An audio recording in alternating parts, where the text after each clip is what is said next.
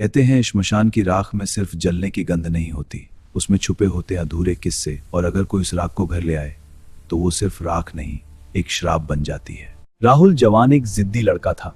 उसे भूत प्रेत जैसी बातों पर बिल्कुल यकीन नहीं था। एक रात दोस्तों के साथ वो गांव के श्मशान जा रहे थे। राहुल हंस रहा था, कुछ नहीं होता।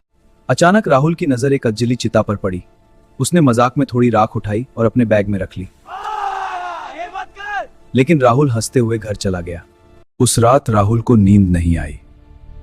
कमरे में अजीब आवाजें आने लगी, खिड़की अपने आप खुलने लगी। राहुल को महसूस हुआ कि कोई उसे देख रहा है। दीवार पर एक परछाई हिल रही थी, लेकिन कमरे में कोई नहीं था। अगले दिन राहुल की हालत खराब थी। उसकी आंखों के नीचे काले घेरे और चेहरे पर डर। उसने देखा उसके बैग से राख अपने आप फैल रही थी, और उसी राख में एक चेहरा बन गया।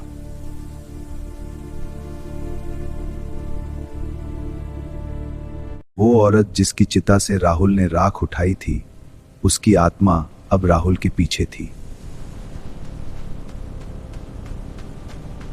रात वो जली हुई औरत और करीब आती गई, प्लीज। लेकिन अब बहुत देर हो चुकी थी। वीर अगली सुबह राहुल अपने कमरे में नहीं था।